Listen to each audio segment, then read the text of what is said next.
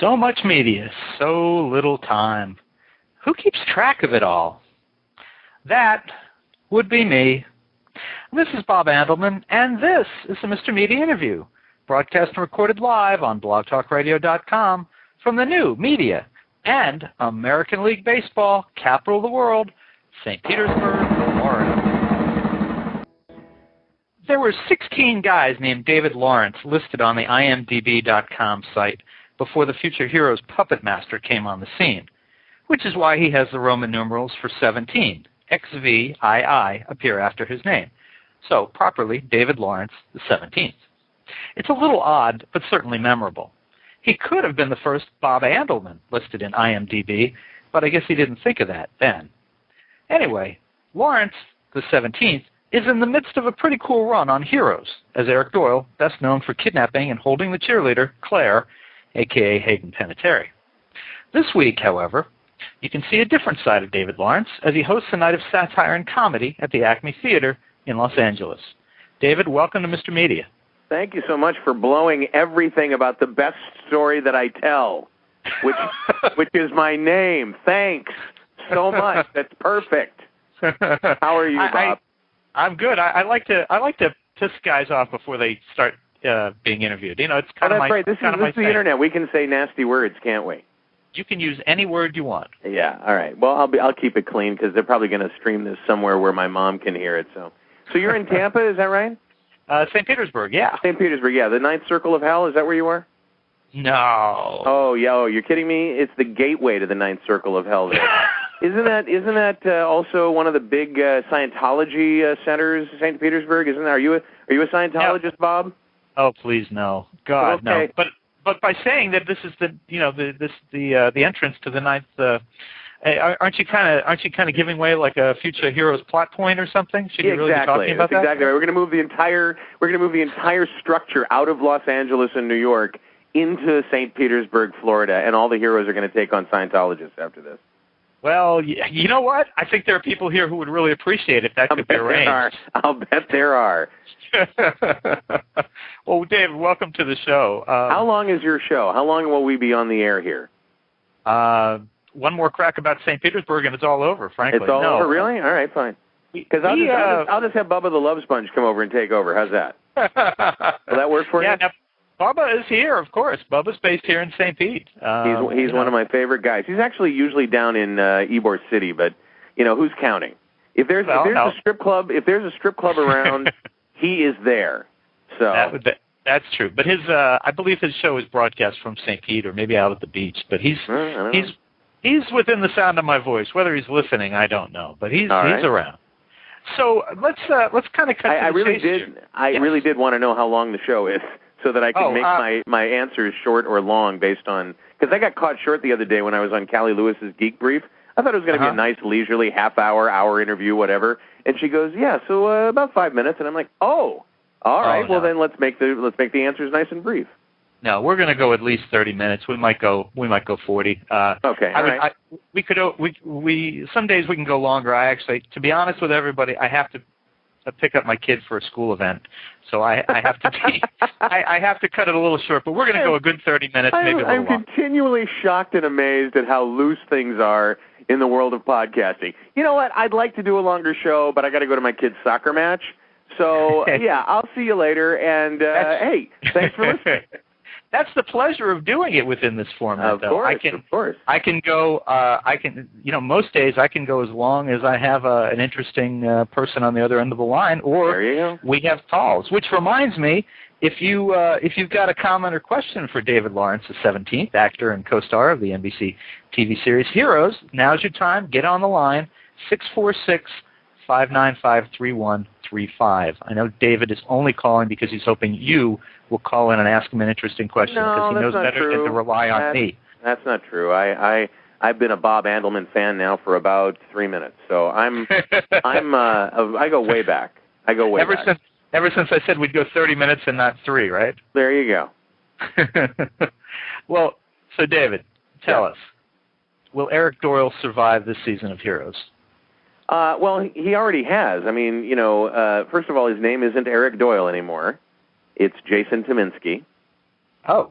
The papers that were handed to him by Claire gave him a new identity and a new lease on life. And the fact that have you seen this past week's episode before I spoil it for everybody? No, I have not. No, see. Oh, it's okay. See, that would have answered your question. You did all this research on my name, but the fact is that Siler, as he walked away from the park bench and then went off to play basketball with the thugs at the other end of the court, Siler somehow grabbed him and strung him up and put him in the hunter's apartment. And it was a really dramatic scene. I got an awful lot of, in fact, my daughters were watching, and they thought I was dead. And, the day, that's going to happen someday. Someday they're going to kill Eric Doyle off. But in this particular case, I was just hung like a puppet.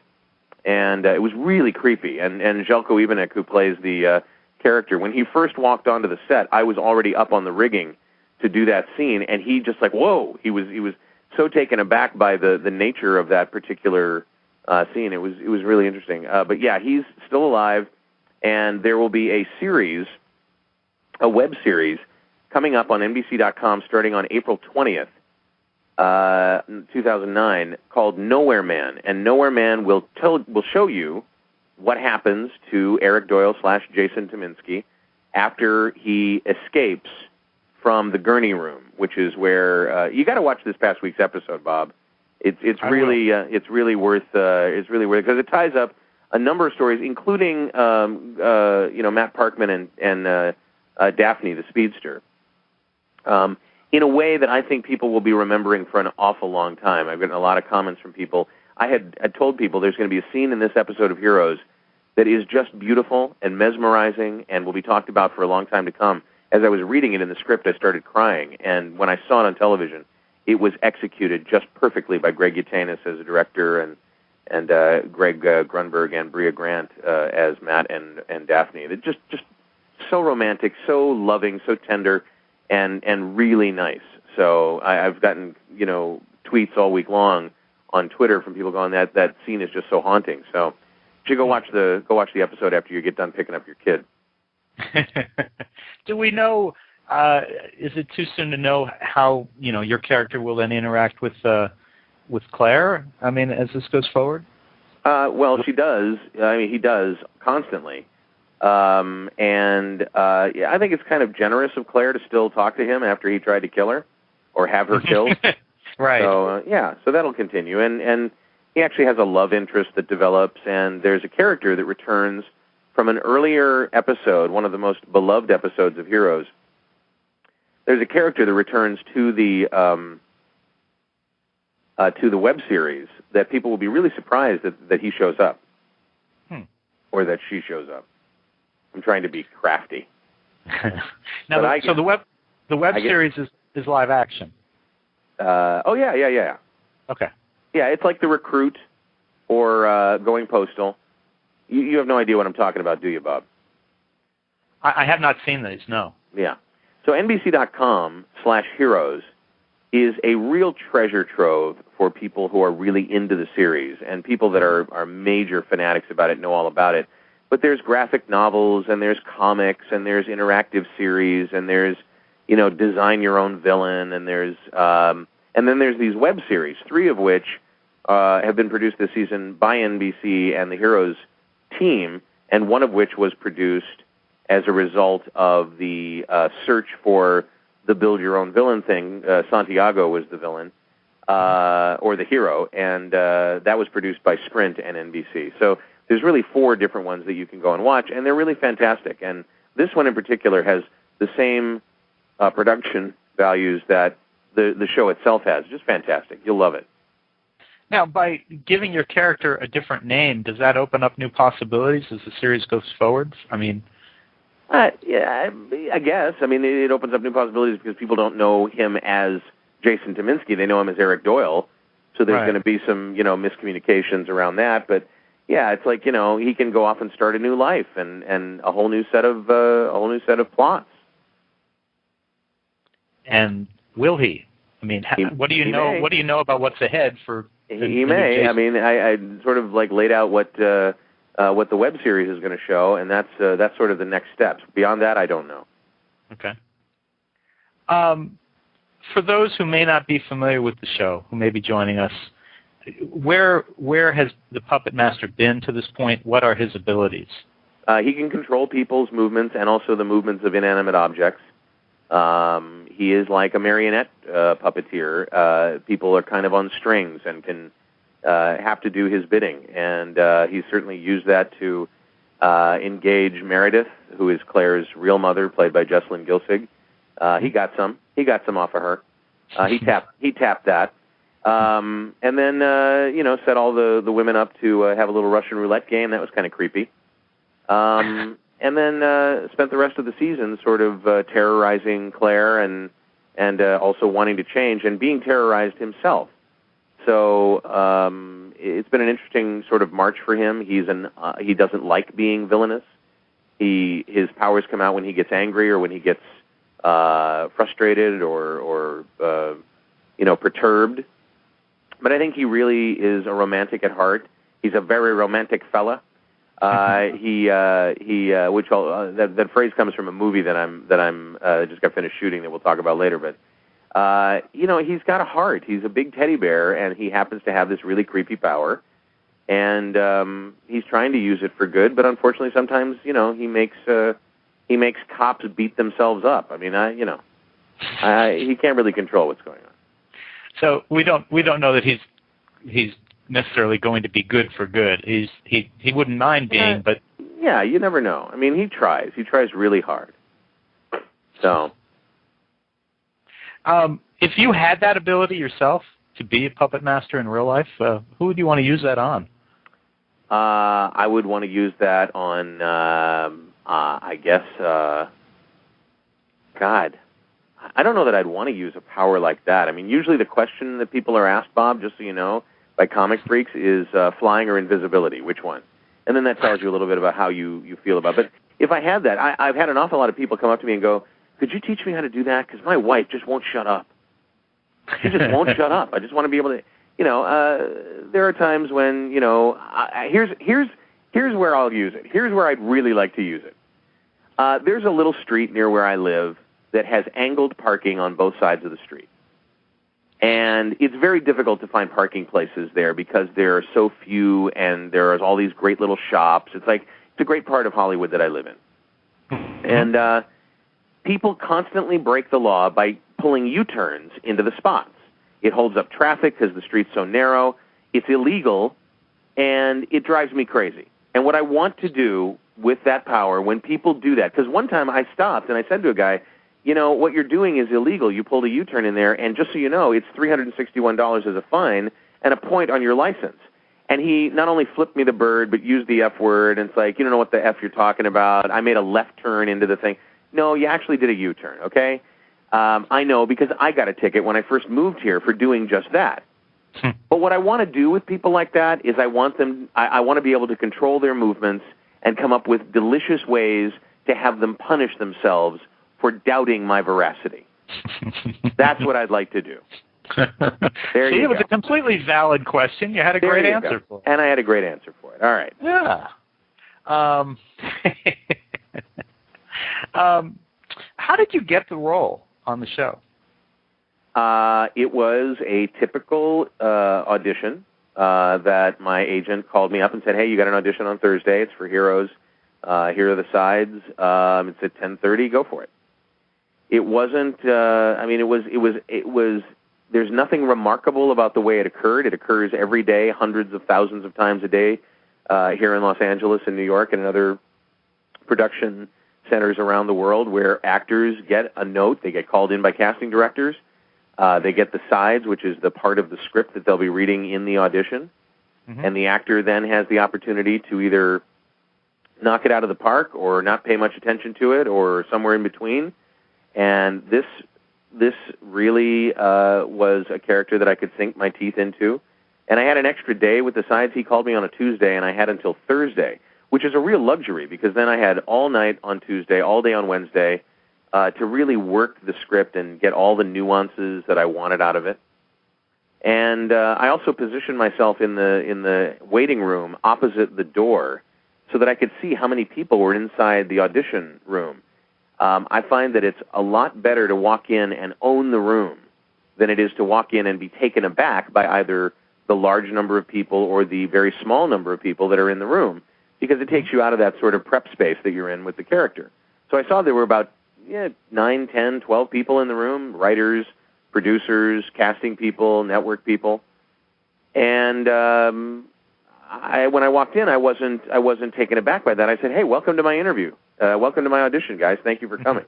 And that, we got along famously right from the start. And I think a lot of Eric Doyle's work is in his voice.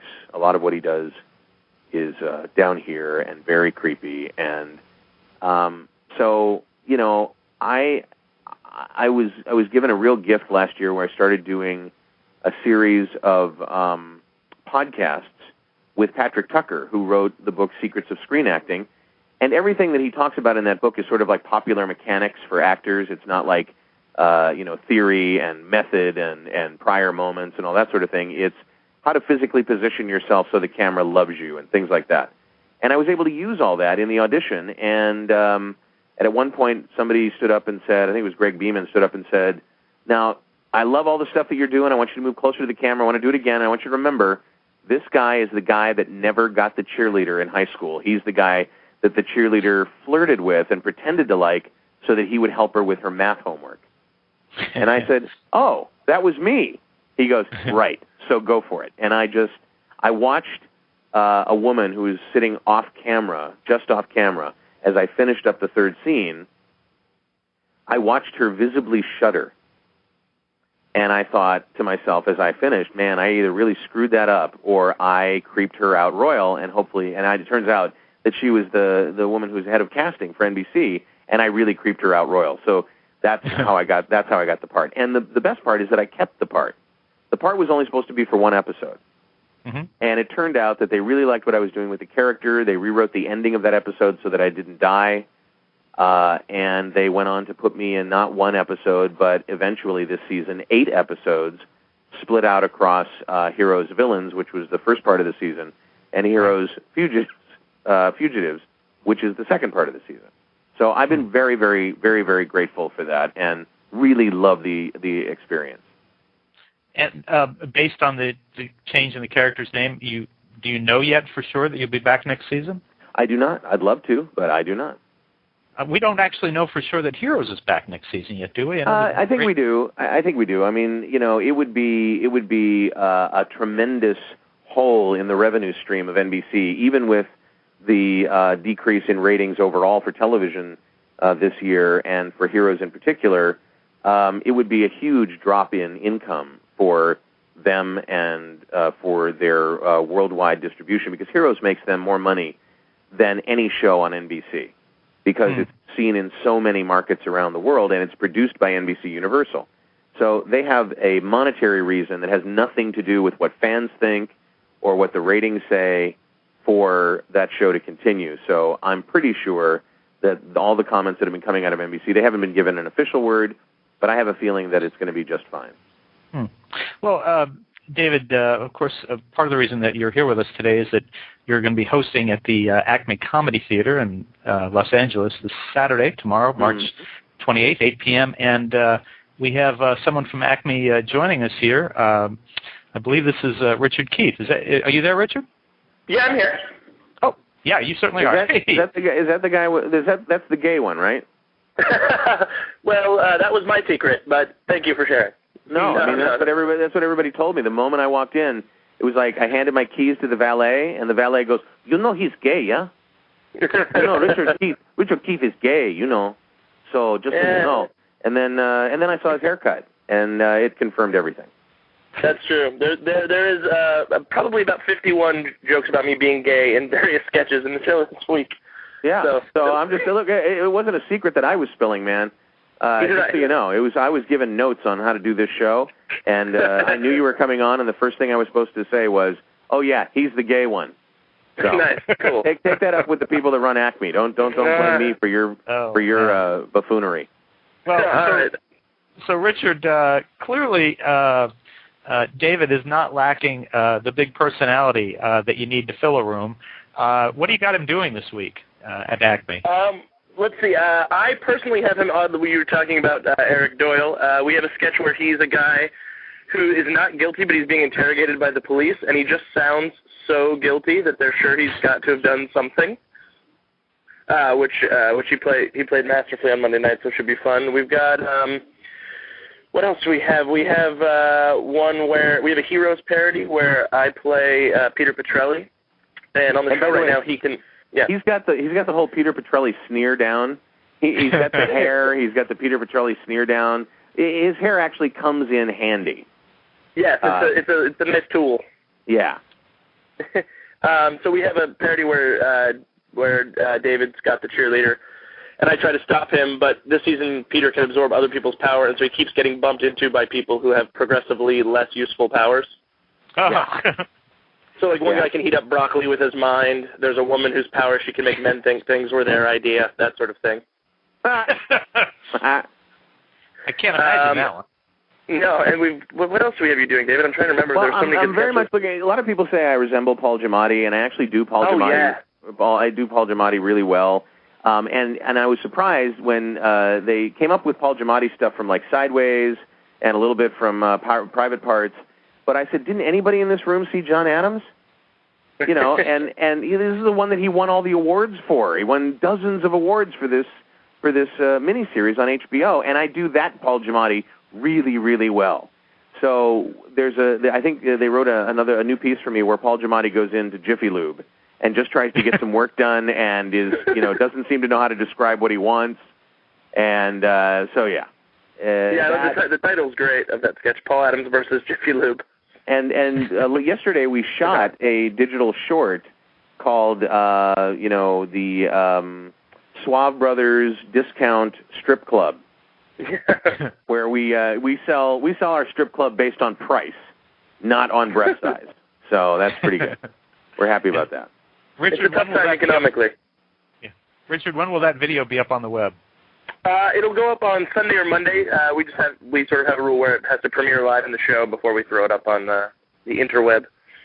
The interweb. So, folks, we're going to keep talking, but just so you know, www.acmecomedy.com. You can go there and get information about David's appearance tomorrow night, Saturday, March 28th. At Acme Comedy Theater, and that'll also be where by Sunday night, Monday, you'll be able to see the video that they're just talking about. Yep. David, I was going to ask you right before we brought Richard on. You have a lot of radio in your background. Have you done much live theater though? Yeah, I actually have. In fact, that's what I grew up doing, and I've done a lot of sketch, a lot of improv. I also was one of the founders of sort of the perfect company to sort of join the two together, and that is the American Comedy Network, who does sketch comedy for morning radio shows all across the country, including Howard Stern on Sirius and a lot of the former Zoo formats and hot hit formats. In the old days, we actually were formed during the days when the Zoo format first came to fore, and it became very clear right away that getting 5 people in a room in New York and Los Angeles and being funny might not be so difficult. But once you get out of New York, L.A., maybe Chicago, then you start to go, okay, where are we going to find these 5 people who won't talk over each other and will be able to do funny stuff and do so on a daily basis? And it was difficult. So we created a service that basically was like, are you a musician, Bob? No, I'm not. Oh, of course you're not. Rich, are you a musician? I play guitar. You play guitar, all right. So you remember the Music Minus One series? You know anything? Vaguely. Okay, so basically these were records, and I guess CDs after that you could play that was, when you wanted to practice your instrument, it was the entire orchestra minus your instrument. So if you were learning to play the violin, for example, you might play a classical piece where there was no violin, and if you played properly and in rhythm and so on, you learned how to play in an ensemble format. So we would do the same thing with comedy. We would do a comedy bit that left out one voice. And that voice would be the local morning DJ who would then go into the studio and fill in that last voice and make it his own. And if he did it right, with the right timing, the right approach and attitude, it sounded great. And we were very successful. And it was sketch comedy for radio. We also did live shows. We did, I've been involved with almost every, this is my first time at Acme, but I've been involved with a number of the different theaters, both improv and sketch in town. And, over the years, did a whole lot of sketch live in New York and in D.C. and in Chicago. So, yeah, my background is more comedy than anything, which makes the Eric Doyle thing very interesting. And I found out that being the bad guy is the best part to have if you want comedic lines, because they give the bad guy the comedic line. You know, like when I lean into Meredith and go, you know, I'd really like a destination wedding. I was thinking Fiji.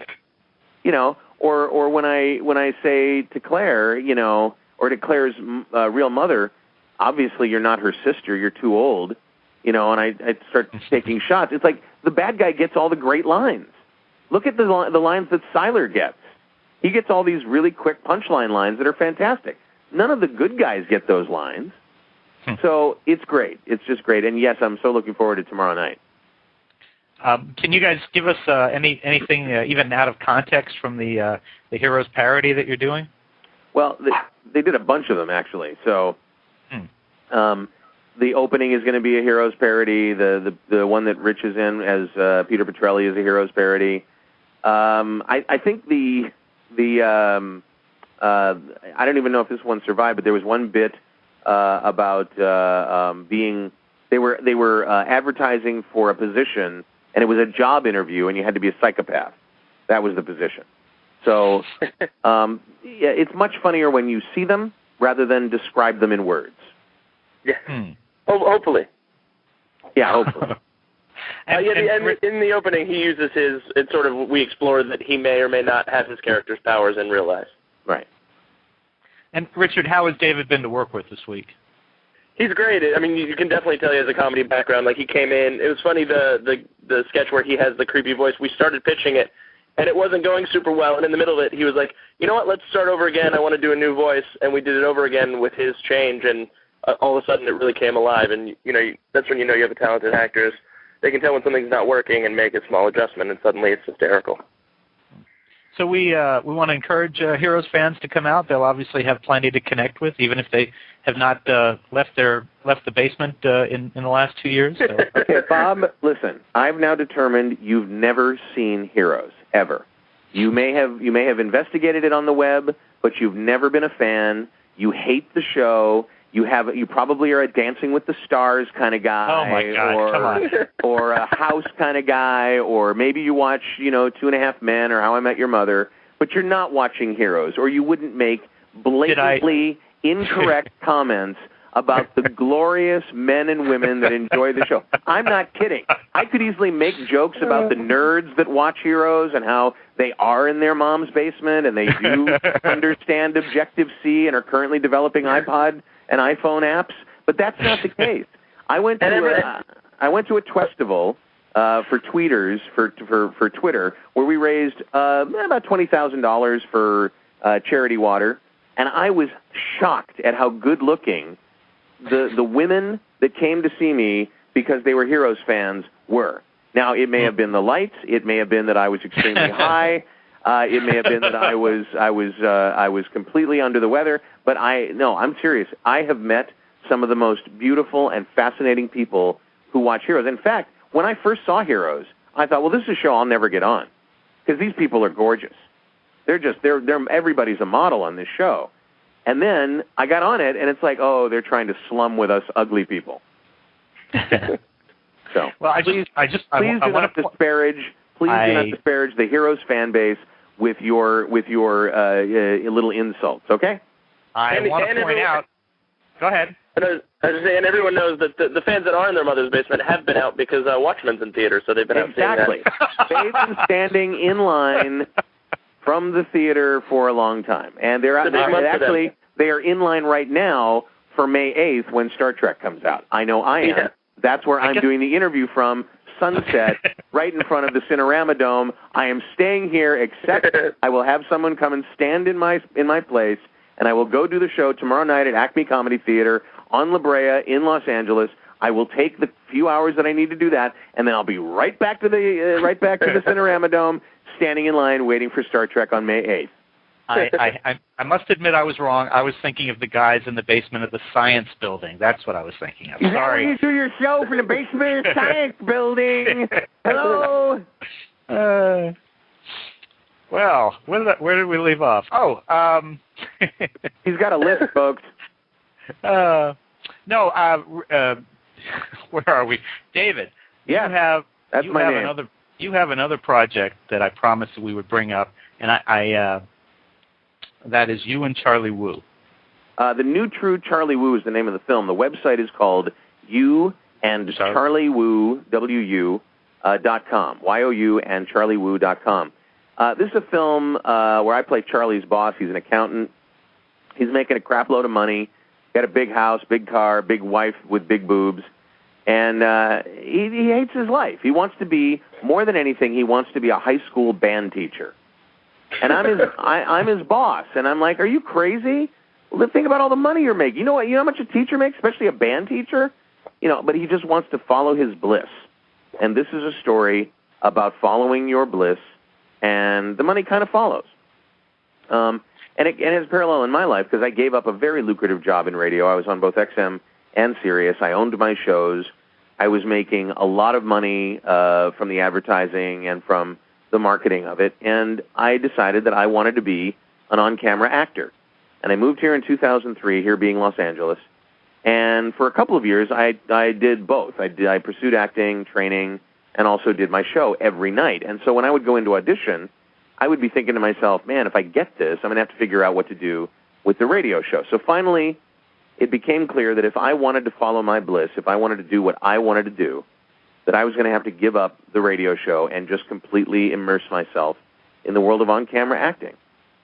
And so in October of 2007, I made the choice that Charlie makes in this film. I gave it all up to do what I really wanted to do in life, and I'm so glad that I did. The different shows that I've gotten on have been amazing, and they continue. The opportunities are fantastic. To work with arguably the premier theater company in town at Acme, to be asked to be on the show to begin with is an honor, but to actually be pitched stuff that's short and sweet and funny rather than long and arduous and longer was a joy. And so these situations present themselves when you actually follow your bliss. So this website, it is all done by students at Middle Tennessee State University and a professor there, Bob Pondillo, who's been a friend of mine my whole life. It's all coming out of his pocket. It's all coming out of the university's foundation money. And I wanted to create a website where people could contribute to the film, $10, $25, whatever they want, and then refer people to do the contributing and get credit for both, for the money that they give and for the people that they refer who give money. The more points you acquire, the higher your credit will be in the film itself. Everything from a thank you on the website all the way up to presenting producer above the title, above the production companies. If you amass 2,500 points, and that can be done by giving $10 and getting, 10 people to tell 10 other people, and they all give, some money. That's what this site is all about. It is a viral donation site that we're using to prove the concept, and then later it'll be called fundedbyfans.com, and anybody can use it. The Acme could say, hey, we want to do a short film, and we want to, raise some money, and we're going to put it up on this site. Come donate. So that's what the site is all about, and it really has been a labor of love for me and the developer, Ian, who I've been watching him learn Ruby on Rails, and it's been fantastic. So, how far along is the film in production? We've shot principal photography. I was in Nashville for a week or so, and I don't think I have any ADR work to do, so they're just off to the races with post-production.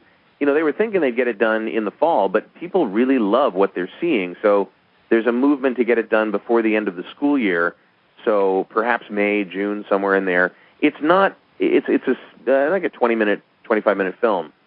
So it's not feature length, but it's got a lot of musical. There's a marching band, and there's a gospel choir, and there's a barbershop quartet, and there's a soloist, and, there's a lot of sort of dream and musical kinds of things in it. So that takes a little bit longer to sort of put together, but they're working on it. And it looks great.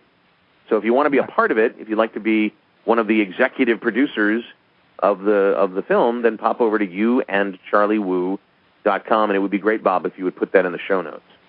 It's already on the web chat. Already on the web chat. Fabulous. Yes, people who are in the web chat have already got your URL for davids.com. That's your home site. They've got the URL for acmecomedy.com, and they have the URL for youandcharliewu.com. What they do with all that is completely up to them. That's right.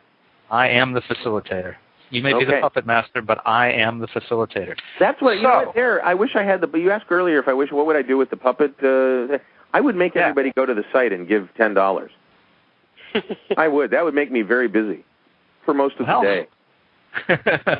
I have to say, because we're going to wrap it up, but I have to say that the people should go to your davids.com, if for no other reason, just to see the opening page graphic. It's very cool the way it works. Yeah, well, I wanted a design for the site that sort of encompassed this idea that I've done a lot of different things with my life. And that's what it kind of does. It pops open into a sort of a fireworks kind of spoken hub kind of thing. Mm-hmm. And, so there you go. All right. Well, folks, listen, you can see actor David Lawrence the 17th every week on the NBC hit drama Heroes, or most every week, at 9 p.m. You can also order tickets for his appearance with our friend Richard Keith at the Acme Comedy Theater in Los Angeles. It's online at www.acmecomedy.com. And the show is tomorrow night, March 28th, 8 p.m. And, of course, be sure to check out his easy-to-remember website. That is www.davids, as in Sam, davids.com. Or people will probably sit there and think, why is it David S? Isn't his last name Lawrence? It's actually Davids.com. Davids. It's multiple, plural, Davids. I should have known that. Or possessive, David, like apostrophe, but apostrophes don't work so it's Davids.com. There you go. So it's possessive, like if you give enough to youandcharliewoo.com, you could own Davids. No. No. So, Richard, David, thank you guys so much for joining us on Mr. Media today. It was a lot of fun, and I'm sure it'll be a great show tomorrow night. Terrific. Thanks for having me. I appreciate it. Yeah, my pleasure. Thanks, guys. The dog liked it too. The dog. Yeah, my dog Savage. My dog Savage, who's guesting in the show, wanted to get his little moment on the radio. Well, good luck tomorrow night, and thanks for coming on. Cool. All right. Bye-bye. And, folks, for more great TV-related interviews, you can surf over to our main website, www.mrmedia.com. That's where you can listen to my earlier conversation with Milo Ventimiglia of Heroes, as well as interviews with the stars of Curb Your Enthusiasm, Worst Week, Chuck, Top Chef, and many more. And please think about writing an online review of Mr. Media, casting a vote for Mr. Media, or marking Mr. Media as one of your favorites. Whether you listen on Blog Talk Radio, Pointer Online, Digital Journal, Podcast Pickle, Vox, Folio, Mediafly, Podfeed.net, Blueberry, Zencast, Odeo, Kindle, or, I don't know, MySpace, LiveJournal. You can also listen with a piece of string and a tin can in many locations. And if you've got an idea for a guest, email me directly at bob@andelman.com, ANDELMAN. You can also follow me on Facebook or on Twitter, www.twitter.com/Andelman. Thanks so much for joining us today. Always appreciate when you give up a piece of your day to spend it with Mr. Media. Thanks.